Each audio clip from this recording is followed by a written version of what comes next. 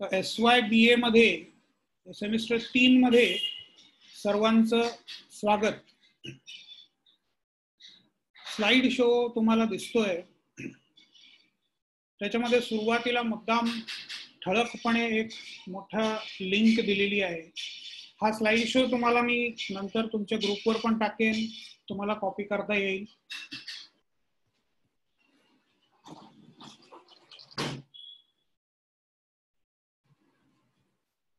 पण ही लिंक कायम लक्षात ठेवा. या लिंक वरूनच तुम्हाला पूर्ण तुमचा अभ्यास करायचा आहे किंवा वर्षभराची तुमची जी काही माहिती असेल ती तुम्हाला इथे या साइट वरती मिळेल. तर SYBAच्या 3ऱ्या सेमिस्टर मध्ये पुन्हा एकदा सर्वांचं स्वागत.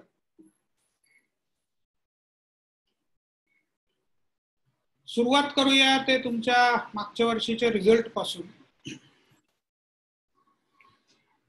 सध्या थोडी अभूतपूर्व परिस्थिती आहे. म्हणजे अशी परिस्थिती पहिल्यांदाच या वर्षी आलेली दिसते की आपण भेटतोय ते सुद्धा ऑनलाईन भेटतोय आणि तुमची परीक्षा झालेली नाही आणि तरी तुमचा रिझल्ट लागलेला आहे. याचं गूढ बऱ्याच जणांना वाटतं. काही जणांनी फोन करून त्यांच्या भावना व्यक्त केल्या, त्यांची त्यांना उत्तरं मी दिली होती त्या वेळेला. तर आता सर्वांसाठी पुन्हा एकदा सगळं स्पष्ट करतो की सध्याच्या सरकारच्या आणि विद्यापीठाच्या धोरणाप्रमाणे आपण रिझल्ट संबंधीचा निर्णय घेतलेला आहे. फर्स्ट सेमिस्टरला जे मार्क्स होते तेच तुम्हाला सेकंड सेमिस्टरला दिलेले आहे.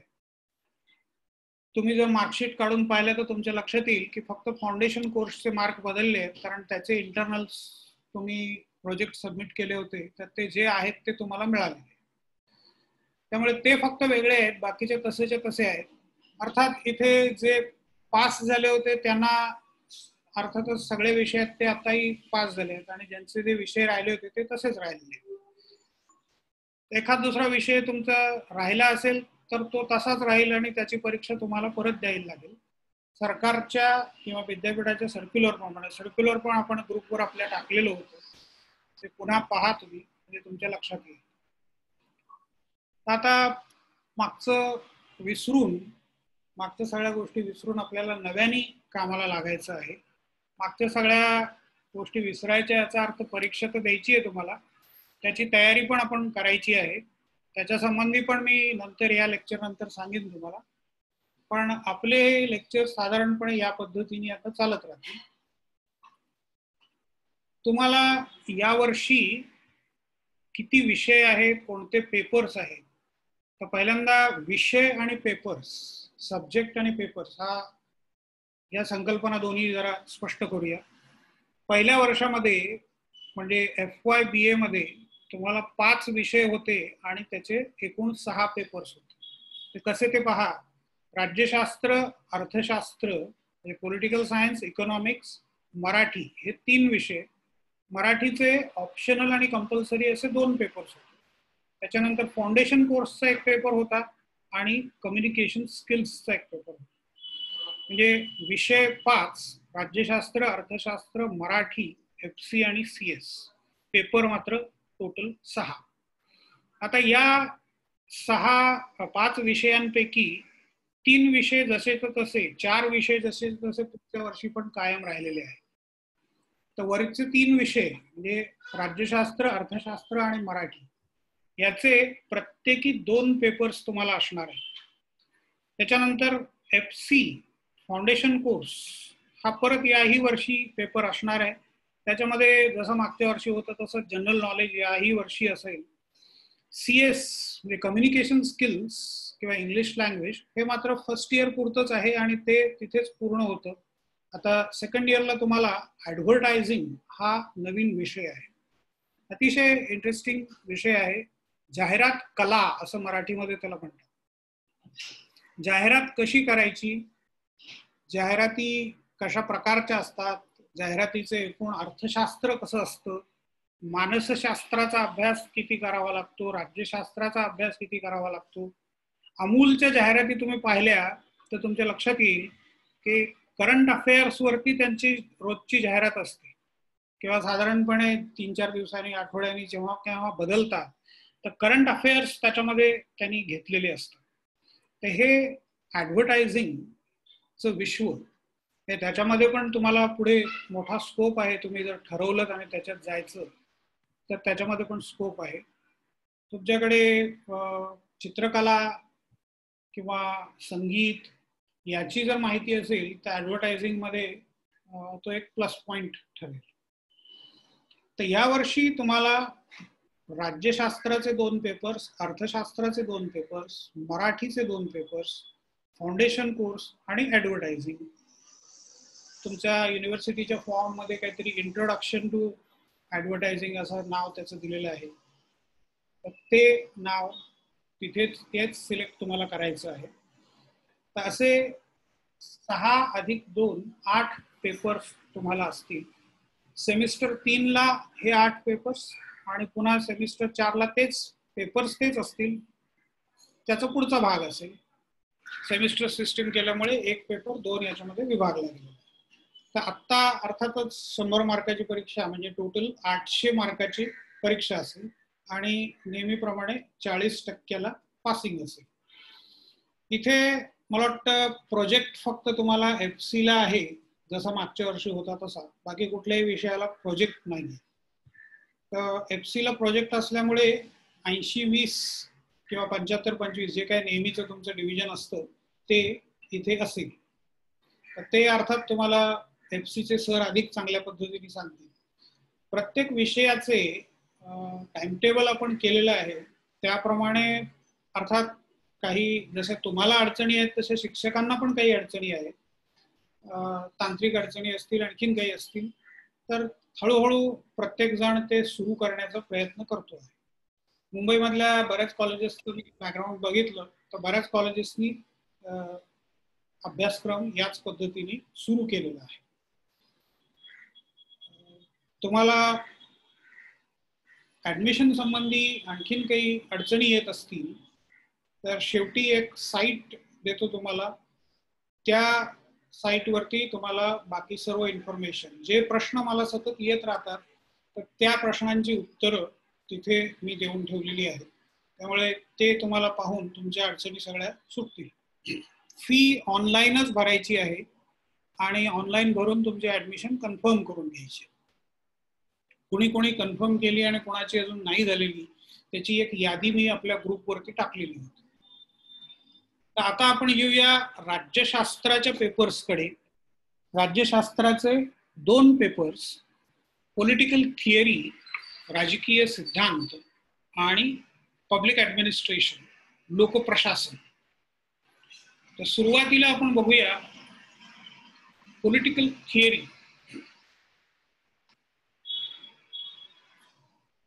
पॉलिटिकल थिअरी किंवा राजकीय सिद्धांत हा राज्यशास्त्राचा मूलभूत पेपर मानला जातो. राज्यशास्त्राचा गाभा आहे. राज्यशास्त्र त्याच्यामध्ये जे मूलभूत सगळी मांडणी आहे ती थिअरीच्या पेपरमध्ये असते. तर याच्यामध्ये अर्थातच 4 चॅप्टर्स आहेत. याच साईटवरती तुम्ही पहा drtktopecollege.in/Paul. एवढंच जरी केलं तर या बाजूला कंटेंट्स आहेत. तर इथे सेमिस्टर 3 पेपर 2 याच्यावरती तुम्हाला हा सगळा सिलेबस दिसेल. पहिला त्याच्यातला चॅप्टर आहे तो म्हणजे राजकीय सिद्धांताची ओळख. राजकारण म्हणजे काय?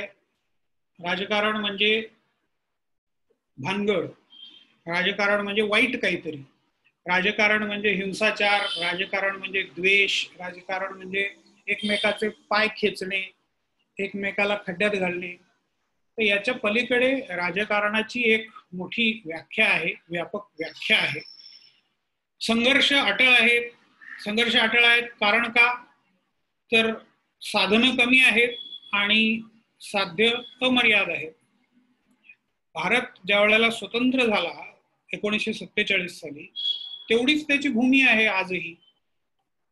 पण लोकसंख्या त्यावेळेला 35 कोटी होती, ती आता 1,35 कोटीच्या जवळपास पोहोचलेली असेल. 2011चा आकडा होता 1,20 कोटी. म्हणजे आता ती निश्चितच गेल्या 9 वर्षामध्ये 1,20 कोटीपर्यंत, 30 कोटीपर्यंत, 35 कोटीपर्यंत नक्कीच पोहोचली असेल. म्हणजे जवळपास 1 अब्जांची वाढ त्याच्यामध्ये झाली आहे. तेवढ्याच जागेमध्ये इतके लोक वाढलेले दिसतात. प्रत्येक माणसाची महत्वाकांक्षा असते, प्रत्येक माणूस त्याला जास्तीत जास्त गोष्टी मिळवायच्या असतात, त्यामुळे त्यांच्यामध्ये स्पर्धा असते प्रचंड. आणि ही जी स्पर्धा आहे त्याच्यातून संघर्ष उद्भवतो. हा संघर्ष सोडवण्याचा सुसंस्कृत मार्ग म्हणजे राजकारण. आता हे राजकारण म्हणजे वाटाघाटी, चर्चा, एकमेकांना समजून घेणं, एकमेकांचे प्रश्न समजून घेणं आणि त्याच्यावर उत्तर शोधण्याचा प्रयत्न करणं.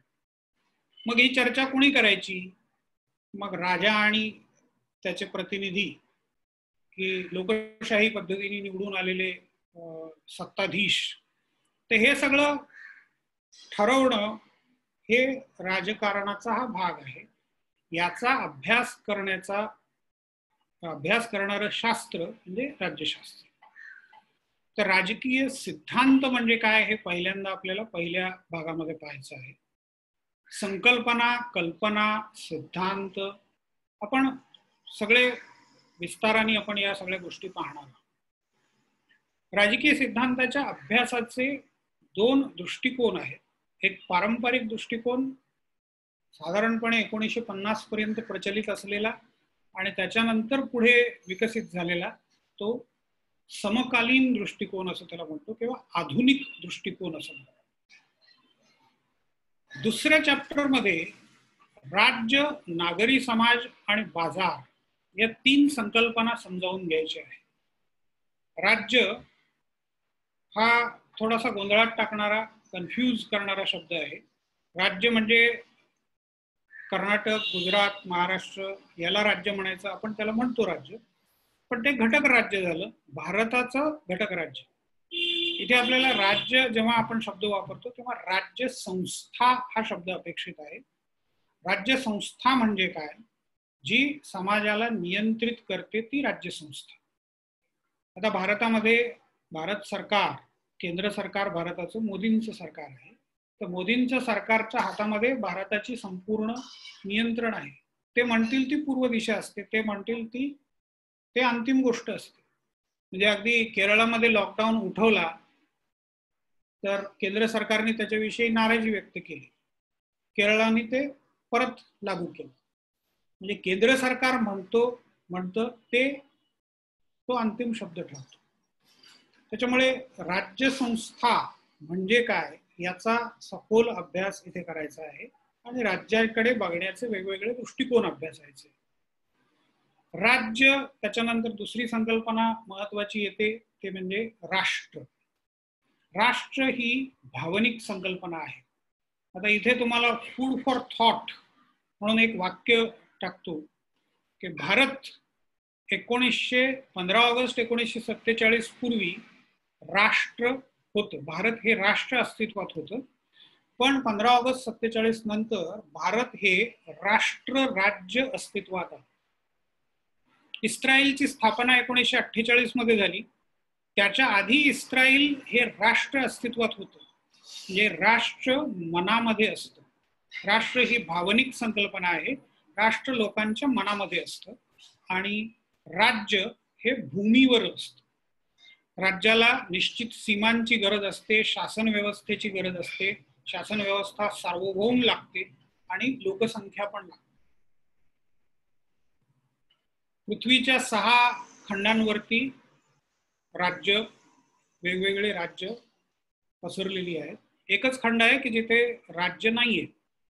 आता हा एक क्विजचा प्रश्न म्हणून घ्या, याचं उत्तर तुम्हाला आपल्या या लेक्चर नंतर देता येते का ते पहा. एक असा खंड आहे की जिथे एकही राज्य नाहीये किंवा राष्ट्र राज्य नाहीये, तो कोणता खंड? तर या दुसऱ्या भागामध्ये राज्य म्हणजे काय, राष्ट्र म्हणजे काय, नागरी समाज म्हणजे काय आणि बाजार आणि बाजाराचे महत्व.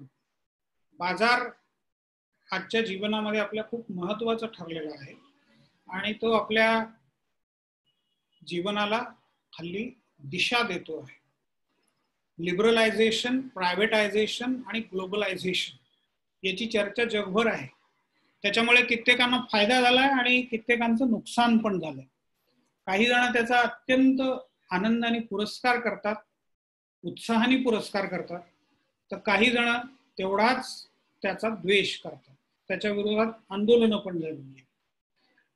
त्याच्यामुळे बाजार, या सगळ्या गोष्टी बाजाराशी संबंधित आहेत. तर बाजार हा तुमचं जीवन नियंत्रित करतोय आज, म्हणून त्याचाही अभ्यास आपल्याला करायचा. नागरी समाज म्हणजे इंग्लिशमध्ये सिव्हिल सोसायटी त्याला म्हणतो आपण. सिव्हिलाइज्ड म्हणजे सुसंस्कृत. संस्कृती, प्रकृती आणि विकृती असे 3 शब्द आहेत. प्रकृती म्हणजे भूक लागली आहे, तुमच्या समोर एक भाकरी आहे आणि तुम्ही ती भाकरी खाताय, प्रकृती म्हणतो.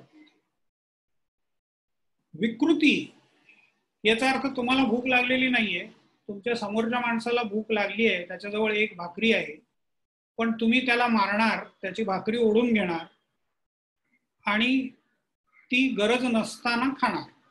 याला काय म्हणतो आपण? विकृती. आणि संस्कृती म्हणजे तुम्हाला भूक लागली आहे, तुमच्याजवळ एक भाकरी आहे आणि तुमच्या समोर 2 जण आणखीन येऊन उभे राहिले, तर तुम्ही, त्यांनाही भूक लागली आहे, त्यांनाही काहीतरी खायचंय, ते अन्नाच्या शोधात येत आहेत, तर तुम्ही त्यांचा विचार कराल, स्वतःची भूक माराल आणि 2 तुकडे भाकरीचे त्यांना पण द्या, म्हणजे 3 मिळून तुम्ही जेवाल. याला काय म्हणतो आपण? संस्कृती. तर सुसंस्कृतपणा याचा अर्थ दुसऱ्याला समजून घेऊन वागणं, दुसऱ्याला त्रास न होईल असं वागणं, त्याला सुसंस्कृत समाज असं म्हणतात. समाजामध्ये अनेकांना अनेक प्रकारच्या समस्या येतात, अनेक प्रश्न आहेत. प्रत्येक प्रश्नामध्ये आपण लक्ष घालतोच असं नाही, आपल्याला तेवढा वेळ असतो असं नाही, किंवा आपल्याला तेवढी इच्छा पण नसते बऱ्याच वेळेला, किंवा ताकद नसते. पण समाजामध्ये अशी पण काही माणसं आहेत की ज्यांना दुसऱ्यांच्या कल्याणाशिवाय दुसरं काही सुचत नाही. स्वतःचा विचार त्यांनी सोडून दिलेला असतो, स्वार्थ पूर्णपणे सोडून दिलेला असतो, ते पूर्णतः परमार्थी झालेले असतात. उदाहरणार्थ बाबा आमटे आणि त्यांचं कुटुंब, त्यांच्या पुढच्या 2-3 पिढ्या, आनंदवनापासून सुरुवात झाली आणि आज त्यांचा तो वृक्ष खूप मोठा झालेला दिसतो. तर बाबा आमट्यांनी महारोग्यांना जवळ केलं, म्हणजे ज्याच्या जवळ जायला सुद्धा लोक घाबरत होते, त्यांना ते घरी घेऊन यायचे, त्यांच्या जखमा पुसायचे. आता त्यांनाही महारोग होण्याची शक्यता त्याच्यामध्ये होती, पण ती गृहीत धरून त्यांनी काम केलं, त्याच्यावर उपचार केले. महारोग हा बरा होणारा रोग आहे हे त्याला समजावून सांगितलं. एरवी महारोग्याला गावातून वाळीत टाकलं जायचं, म्हणजे गावात प्रवेश नसायचा. मग घरातले त्याला खाण्यापुरतं त्याला नेऊन द्यायचे आणि तेवढं मिळालं म्हणजे तो समाधानी असायचा, तेवढ्यावरती तो जगायचा. अर्थात जगणं मुश्किल आहे असं वाळीत टाकलेल्या अवस्थेत जगणं. तर बाबा आमटेंनी या सगळ्यांना जवळ केलं, या सगळ्यांना अन्न दिलं, रोजगार दिला, उपचार केले, प्रेम दिलं, महत्वाचं सगळ्यात म्हणजे. आता हे सगळं कशासाठी केलं? त्यांना काही वाटत होतं म्हणून केलं, स्वेच्छेने केलं, परमार्थासाठी केलं. म्हणजे त्याच्यामध्ये त्यांचा स्वार्थ कुठलाही नव्हता, त्यांना कुठला पक्ष उभा करायचा नव्हता. महाराष्ट्राच्या निवडणुका लढवायच्या, भारताच्या निवडणुका लढवायच्या, पंतप्रधान व्हायचे, किंवा काही कंपनीकडून पैसा मिळालाय म्हणून काम करतोय अशातलाही भाग नव्हता. सरकारने नेमलंय म्हणून काम करतो अशातलाही भाग नव्हता. स्वेच्छेने समाजसेवा करणं, अशा समाजाला आपण काय म्हणतो? नागरी समाज, सिव्हिलाइज्ड सोसायटी, सिव्हिल सोसायटी. तर त्याचं पण योगदान राजकारणामध्ये मोठं आहे, त्याचाही अभ्यास आपल्याला करायचा आहे. कित्येक लोक असे आहेत की, मिलिंद बोकील तुम्ही नाव ऐकलं असेल, शाळा नावाचा मराठी पिक्चर अलीकडेच येऊन गेला, त्याचे लेखक म्हणजे त्यांच्या कादंबरी शाळा या मूळ कादंबरीवरून हा चित्रपट तयार झाला. तर हे मिलिंद बोकील महत्वाचे मोठे सामाजिक कार्यकर्ते आहेत. त्यांनी विदर्भामध्ये खूप मोठं काम केलंय. त्यांचं एक व्याख्यान ठेवण्याचा आपण विचार करतो आहोत, ते शक्य झालं तर आपण अरेंज करणारच आहोत. तर विदर्भामध्ये त्यांनी तिथल्या आदिवासी समाजाला जाऊन जागृत केलं, संघटित केलं, त्यांचे हक्क काय आहेत ते त्यांना सांगितलं आणि त्यांनी आदिवासी भागातल्या लोकांचे जीवन बदलून टाकलं. लोकांना चांगलं कसं जगायचं, आपल्या हक्कांसाठी लढायचं कसं हे त्यांनी शिकवलं सरकारचे कायदे त्यांच्यापर्यंत नेऊन पोचवले आणि ती गावं आज श्रीमंत झालेली दिसतात. म्हणजे हे सगळं या लोकांनी का केलं? त्यांना वाटलं म्हणून केलं. त्यांच्यावर जबरदस्ती कुठलीही नव्हती, त्यांना कुठलाही राजकीय हेतू नाही, आर्थिक हेतू नाही. हे याला काय म्हणतो आपण? नागरी समाज. त्याच्यानंतर तिसऱ्या चॅप्टरमध्ये आपल्याला अभ्यासायचं आहे ते सत्ता, अधिसत्ता आणि अधिमान्यता. सत्ता आणि अधिसत्ता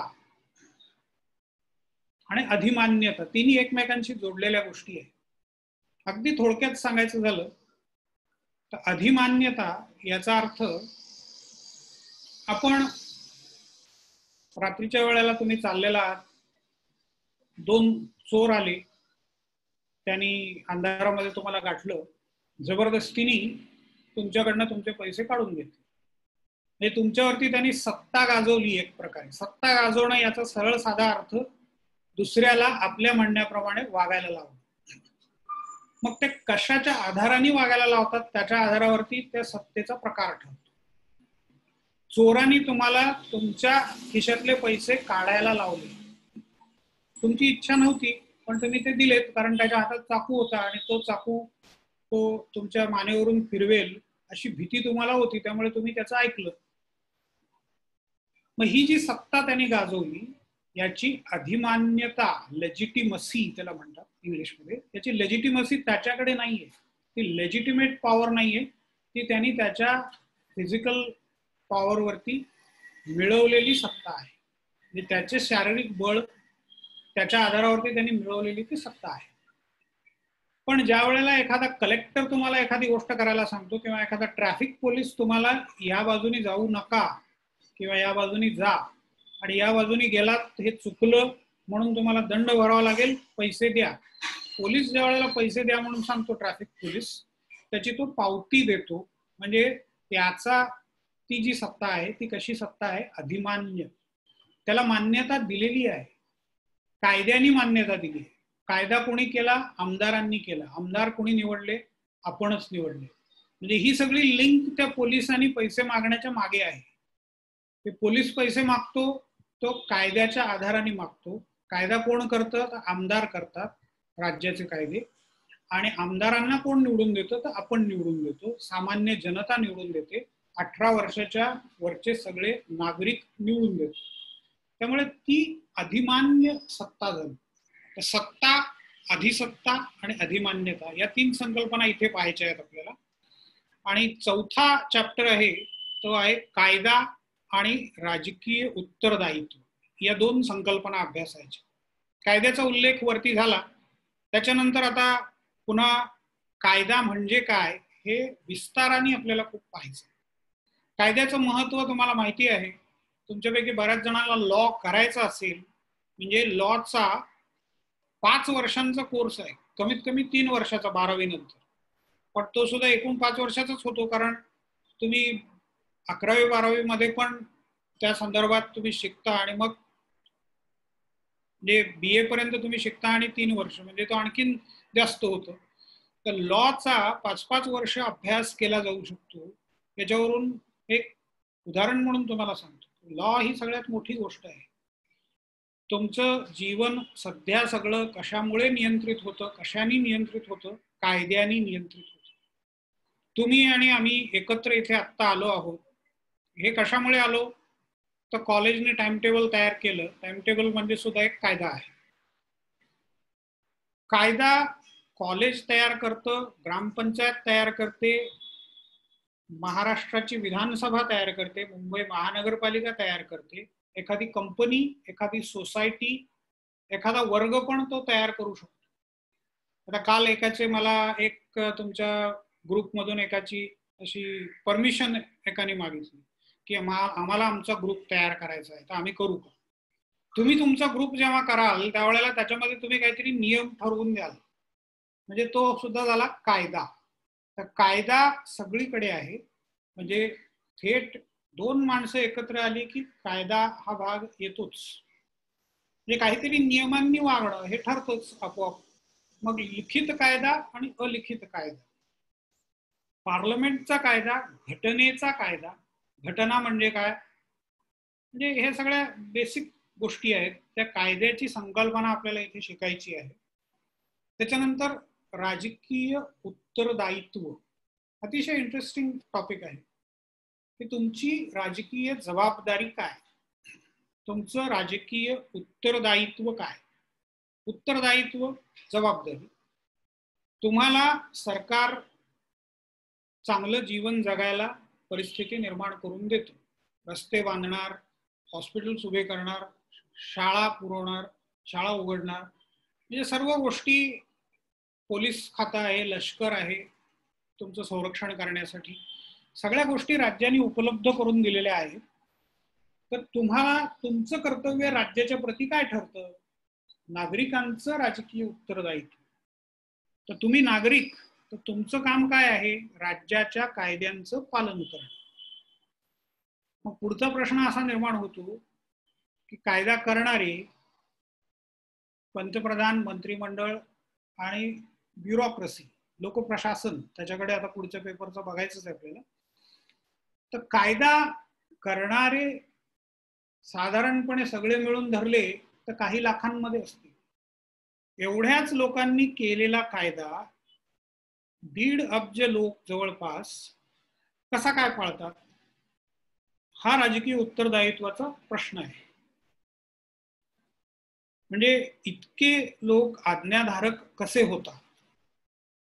राजकीय उत्तरदायित्व, त्याला दुसरा शब्द राजकीय आज्ञापालन असा पण आहे.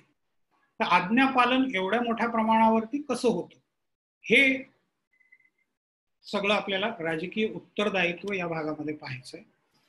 आणि पुढचा शेवटचा भाग आहे की राज्यांनी जे सांगितलं ते सगळं ऐकलंच पाहिजे का? तर राज्याला विरोध करण्याचा हक्क नागरिकांना असावा किंवा नसावा, हेही आपल्याला इथे पाहायचं आहे. तर हे झालं पेपर 2 संबंधाने. पेपर 3 संबंधाने आपण थोडक्यात बघू आणि म्हणजे आपला आजचं काम पूर्ण होईल. पेपर 2 हा एक पेपर झाला आपला. आता पेपर नंबर 3, सेमिस्टर नंबर 3, लोकप्रशासन, पब्लिक ऍडमिनिस्ट्रेशन. आता याच्या सिलेबस मध्ये जाण्याच्या आधी जनरल डिस्कशन मला करायचं आहे थोडंसं. लोकप्रशासन हा शासनाचा भाग आहे. शासन म्हणजे काय हे आपण मागच्या वर्षी थोडक्यात पाहिलेलं होतं. शासनाचे, कुठल्याही प्रकारच्या शासनाचे साधारणपणे 3 विभाग असतात. त्याच्या 3 कामांप्रमाणे त्याचे ते 3 विभाग तयार केले जातात. कायदे करणारा भाग म्हणजे कायदे मंडळ, कायद्याची अंमलबजावणी करणारा विभाग म्हणजे कार्यकारी मंडळ, आणि कायद्याचा अर्थ लावणारा भाग म्हणजे न्यायमंडळ. आता यापैकी कायदे मंडळ भारताचं म्हणजे कोण कोण आहेत? तर लोकसभा आणि राज्यसभा, आणि राष्ट्रपती हा सुद्धा त्याचा भाग असतो, हेही आपण मागच्या वर्षी पाहिलं. तर लोकसभा, राज्यसभा आणि राष्ट्रपती हे मिळून काय होतं? तर कायदे मंडळ. कार्यकारी मंडळ हे परत 2 भागामध्ये विभागलं जातं, राजकीय कार्यकारी मंडळ आणि अराजकीय कार्यकारी मंडळ. आता राजकीय मध्ये पुन्हा आणखीन 2 भाग पडतात. मागच्या वर्षी तो चार्ट तुम्हाला लिहून दिला होता. आता सुद्धा तो चार्ट परत तुम्हाला एक डायग्राम देईन, ती पण तुमच्या ग्रुपवर टाकेन मी. राजकीय कार्यकारी मंडळाचे वास्तविक आणि नामधारी असे 2 भाग पडतात. पंतप्रधान आणि त्यांचं मंत्रिमंडळ हे वास्तविक कार्यकारी अधिकारी, आणि नामधारी याचा अर्थ राष्ट्रपती. राष्ट्रपती, उपराष्ट्रपती हे दोन्ही काय झाले? तर नामधारी कार्यकारी अधिकारी. ते कायदे राबवण्याचं काम करतात. आता प्रत्यक्षात पंतप्रधान, मंत्रिमंडळ, राष्ट्रपती आणि उपराष्ट्रपती सगळी मिळून संख्या 100-125च्या वर जाणार नाही. एवढ्याशाच लोकांना संपूर्ण भारताचं प्रशासन, जवळपास 1 अब्ज 30 कोटी लोकांचं प्रशासन चालवणं हे केवळ अशक्य आहे. सगळ्यांपर्यंत जाऊन पोहोचणं. मग सगळ्यांपर्यंत जाऊन पोहोचणार कोण आहे? तर त्यालाच आपण म्हणतो अराजकीय कार्यकारी अधिकारी. आता आपण पाहिले ते पंतप्रधान, मंत्रिमंडळ आणि राष्ट्रपती, उपराष्ट्रपती हे सगळे निवडून येतात. यांना स्वतःची राजकीय मतं असतात, ती त्यांना प्रकट करता येतात. ते विशिष्ट पक्षाचे असतात आणि त्या पक्षाच्या आधारावरती ते निवडून आलेले असतात. अराजकीय कार्यकारी अधिकारी याचा अर्थ ज्याला राजकीय बॅकग्राऊंड फारसं विकसित करता येत नाही. राजकीय हक्क त्याला आहेत, फक्त एक हक्क त्याला असतो, गुप्त मतदानाचा हक्क, की जो जाहीर करता येत नाही, जाहीर करावा लागत नाही. अराजकीय कार्यकारी अधिकारी याचा अर्थ प्रशासकीय अधिकारी. तुम्हाला सगळ्यात परिचित असलेलं उदाहरण दिलं म्हणजे समजेल, कलेक्टर. शिपायापासून ते कॅबिनेट सचिवापर्यंत सगळ्यांचा समावेश लोकप्रशासनामध्ये होतो. लोकप्रशासनामध्ये निवडून येत नाहीत माणसं. कलेक्टरची निवडणूक होत नाही. कलेक्टर कसा पदावरती येतो, तर तो IAS ची परीक्षा देतो आणि पास होऊन त्या पदावरती येतो. आता एक वादाचा मुद्दा तुम्हाला चर्चेसाठी मी इथे सोडून देतो की IAS झालेला अधिकारी त्याला किमान पदवी परीक्षा पास होणं बंधनकारक आहे. त्याच्यानंतर तो UPSC ची परीक्षा देतो, म्हणजे प्रचंड अभ्यास करतो, आणि त्याच्यानंतर तो कोणाच्या हाताखाली काम करतो, तर त्याच्या खात्याच्या मंत्र्याच्या हाताखाली काम करतो. आणि या मंत्र्याचं क्वालिफिकेशन काय आहे, त्याला लिहिता वाचता येत नसलं तरी तो मंत्री होऊ शकतो. म्हणजे एखादा अनपढ सुद्धा असू शकतो मंत्री. तर हे कसं काय, ह्याचं जरा एक्सप्लेनेशन तुमच्याकडून मला हवं आहे. त्याची चर्चा आपल्या ग्रुपमध्ये झाली पाहिजे. तर हे प्रशासनामधले काही प्रश्न आहेत. प्रशासन म्हणजे काय हे तुमच्या आता लक्षात आलं असेल. सरकार याचा आपल्याला दिसणारा चेहरा म्हणजे लोकप्रशासन. आपण पंतप्रधानांना पाहतो, पण पंतप्रधान आपलं रोजचं काम नाही करत. तुम्हाला लायसन्स पाहिजे, तुम्हाला रेशनिंगचं काहीतरी व्यवस्था, म्हणजे दुकानात जाऊन सामान घ्यायचंय, तुम्हाला हॉस्पिटल किंवा शाळेची गरज भासते, तुम्हाला आणखीन काही गरज आहे कशाची, तर पंतप्रधान प्रत्येकाच्या मदतीला येणार नाहीये. तुमचा संबंध येणार आहे ते संबंधित क्लार्कशी, ऑफिसरशी, शिपायाशी येणार आहे. तर हे सगळे म्हणजे प्रशासक. हे प्रशासक परीक्षा देऊन आपल्या पदावरती येतात, विशिष्ट काळासाठी तिथे असतात, तेवढ्या काळासाठी त्यांना पगार मिळतो आणि नंतर ते निवृत्त होतात, नंतर त्यांना निवृत्ती वेतन मिळतं. तर हे सगळं झालं लोकप्रशासन. तर लोकप्रशासनाचा अभ्यास हा अतिशय इंटरेस्टिंग असा पेपर आहे. जनरल नॉलेजच्या दृष्टीने अत्यंत इंटरेस्टिंग आहे. एक प्रश्न म्हणून किंवा होमवर्क म्हणून तुम्हाला देऊन ठेवतो की भारताचे कॅबिनेट सचिव कोण आहेत, तर कारण ते लोकप्रशासनाचे प्रमुख असतात. भारताचे गृह सचिव कोण, परराष्ट्र सचिव कोण, हे तुम्ही ग्रुपमध्ये टाकू शकता. तर सचिवांची नावं कुठे मिळतील, नेटवरती शोधणं. जे आपल्याकडे एक व्याख्याते आले होते, त्यांनी सांगितलं होतं की गुगलला गुरु करा, सगळ्यात चांगली गोष्ट. आणि आता तीच वेळ आलेली आहे, प्रॅक्टिकली तुम्हाला गुगलला गुरु करणं भाग आहे.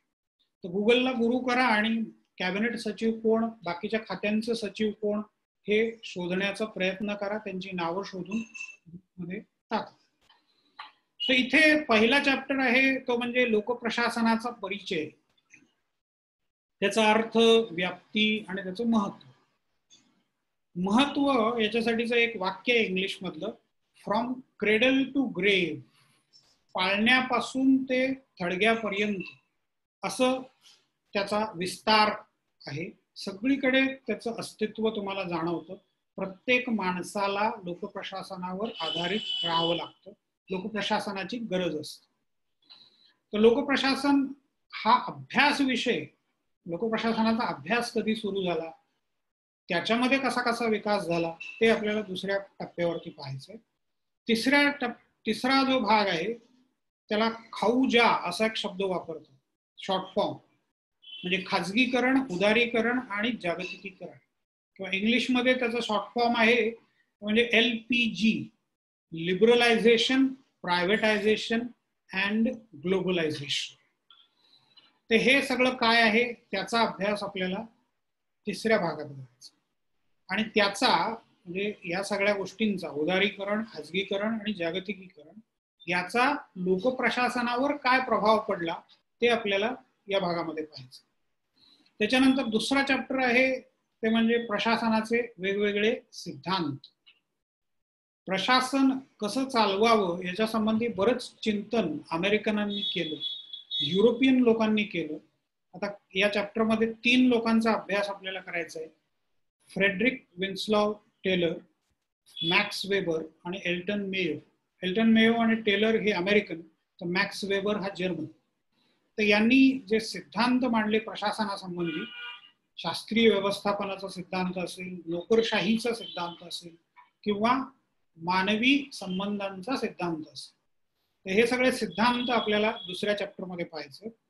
तिसऱ्या चॅप्टरमध्ये संघटनाची मूलभूत तत्वे, संघटन कसं करायचं, कुठलंही काम करायचं असेल तर माणसं, साधनं, पैसा, विचार सगळं एकत्र करावं लागतं, त्याला म्हणतात संघटन.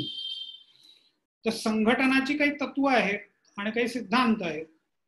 तर पदसोपान, प्रदान, केंद्रीकरण आणि विकेंद्रीकरण, आता हे तुम्हाला वरवर काहीच समजणार नाही. जसं आपण त्या चॅप्टरमध्ये जाऊ त्यावेळेला तुम्हाला ते आणखीन चांगलं कळेल. प्रेरणा सिद्धांत, कामाची प्रेरणा म्हणजे एखाद्याला एखादं काम करायला प्रवृत्त करणं, ते कसं शक्य होतं, तर हे सांगणारा सिद्धांत म्हणजे प्रेरणा सिद्धांत. इथे तुम्हाला दिसेल मॅकग्रेगर आणि मॅकलेलन. तर मॅकग्रेगरचा प्रेरणा सिद्धांत जगभर गाजलेला सिद्धांत आहे. हे कुठल्या माणसाला कुठली गरज असते त्याप्रमाणे जर तुम्ही त्याला काम करायला भाग पाडलं तर तो ते काम करेल. म्हणजे एखादा भुकेला माणूस आहे तर त्याला जर तुम्ही सांगितलं की तुला मी चांगलं जेवण देईन, तू मी सांगतो ते काम केलं पाहिजे, तर तो ते काम सहजपणे करेल.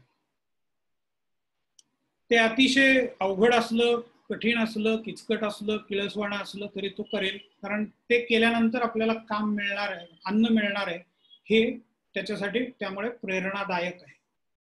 मग हेच जर त्याला अन्नाची शाश्वती आहे, चांगलं जेवण मिळतं आहे, त्याला जर तुम्ही सांगितलं की हे तू काम कर, त्याला त्याच्यातून काहीच प्रेरणा मिळणार नाही. म्हणजे त्याला प्रेरणा देण्यासाठी दुसरं काहीतरी शोधावं लागेल तुम्हाला. त्याची गरज काय आहे त्याप्रमाणे त्याला तुम्ही सांगितलं की तू हे काम केलंस तर तुला विमानाचं तिकीट मिळेल, तर तो ते काम करायला तयार होईल. म्हणजे प्रत्येक माणसाचे प्रेरणा किंवा प्रेरणेचं स्थान वेगवेगळं असू शकतं.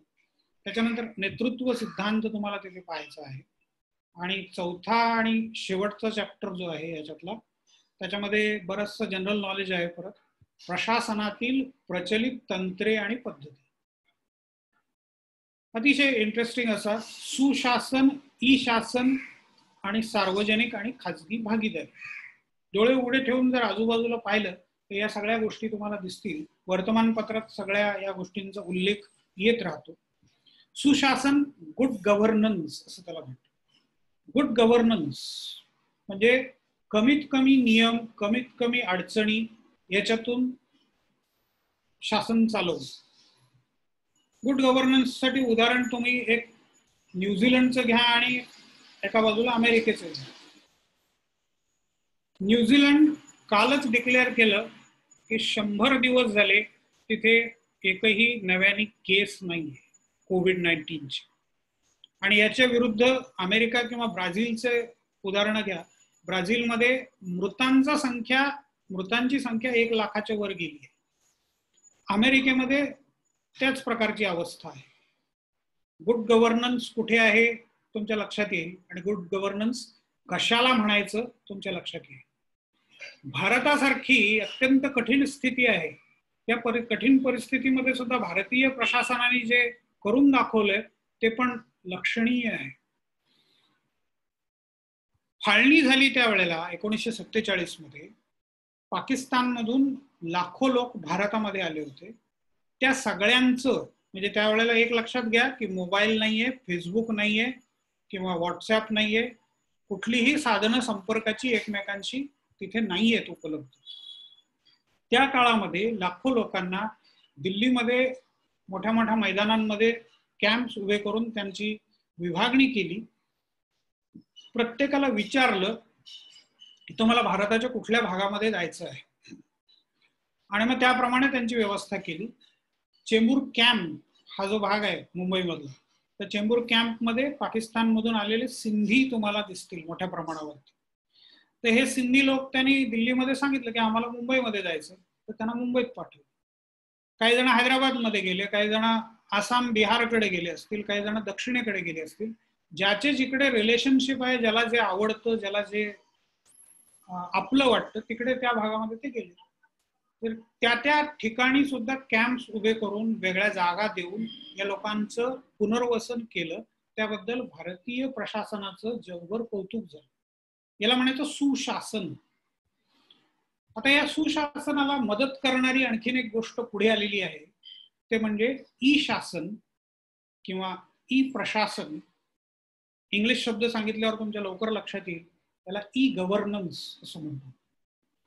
ई गव्हर्नन्स यांनी बऱ्याच गोष्टी सोप्या करून टाकलेल्या आहेत. पूर्वी तुम्ही लायसन्स काढायला जाल, आता तुमचं वय तेच आहे साधारणपणे, ड्रायव्हिंग लायसन्स वगैरे, गाड्या शिकणं, गाडी लायसन्स काढणं.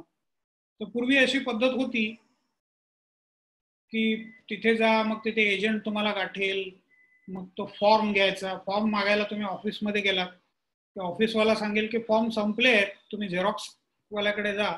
मग झेरॉक्सवाला 2 रुपये घेऊन तुम्हाला फॉर्म देईल. म्हणजे जे फुकट मिळायला पाहिजे होतं ते 2 रुपयांनी तुम्हाला फॉर्म मिळायचा. मग त्याच्यानंतर तो फॉर्म तुम्ही भरायचा, मग तो पुढची डेट तुम्हाला देईल. त्यावेळेला मग तुम्ही लर्निंग लायसन्सची टेस्ट घेण्यासाठी या, मग तुम्हाला लर्निंग लायसन्स मिळेल. म्हणजे किचकट प्रकार बरेचसे त्याच्यामध्ये होते. रेकॉर्ड चुकीचं असायचं बऱ्याच वेळेला, कारण हाताने लिहिलं जायचं. आता ते सगळं गेलं. तुम्ही घरात बसून अर्ज भरता, तुम्हाला अपॉइंटमेंट डेट मिळते, आणि मग तुम्ही त्या दिवशी तुमच्या टेस्टला जाऊ शकता. फॉर्म विकत घेण्याची गरजच राहिलेली नाही, फॉर्म ऑनलाईन झालेली. ई शासन किंवा ई गव्हर्नन्स म्हणजे बऱ्यापैकी इंटरनेटचा वापर करून, इंटरनेट आणि इतर संसाधनांचा वापर करून जे काही शासन चालवलं जातं त्याला ई शासन किंवा ई गव्हर्नन्स असं म्हणतो. तर हे सुशासनामध्ये मदत म्हणजे करणारं ठरतं आहे. सार्वजनिक आणि खाजगी भागीदारी हा एक शेवटचा मुद्दा याच्यातला आहे. सार्वजनिक क्षेत्र म्हणजे सरकारी क्षेत्र. सार्वजनिक क्षेत्र आणि खाजगी क्षेत्र एकमेकांच्या बरोबरीने काम करतात. सार्वजनिक क्षेत्राकडे भांडवल कमी आहे, खाजगी क्षेत्राकडे भांडवल उपलब्ध आहे मोठ्या प्रमाणावरती, पैसा गुंतवण्याची ताकद आहे. खाजगी क्षेत्र म्हणजे परदेशातून आलेल्या लोकांचा पण त्याच्यामध्ये मग समावेश होतो. रस्ते बांधायचे आहेत, भारत सरकारकडे तेवढा पैसा नाहीये, पण अमेरिकन किंवा चिनी किंवा जापनीज कंपन्यांच्याकडे तेवढा पैसा आहे. तर त्यांनी पैसा गुंतवला आणि मग आपण रस्ते बांधले. याला म्हणायचं सार्वजनिक आणि खाजगी भागीदारी, पब्लिक प्रायव्हेट पार्टनरशिप, PPP असं त्याला म्हणतात. तर ही झाली आपली सिलेबसची चर्चा. दोन्ही पेपर्सची तोंड ओळख मी तुम्हाला करून दिली आहे. तर या दोन्ही पेपर्सच्या संदर्भात हे लिंक्स लक्षात ठेवा, हे सिलेबस लिहून काढा, तुमच्या 2 वेगळ्या वह्या तयार करा. कारण आपण एकमेकांना समोर भेटणार नाही याचा अर्थ वही वापरायची नाही असं नाहीये. तुम्हाला वही तयार करून त्याच्यामध्ये लिखाण करून स्वतःची मतं मांडण्याची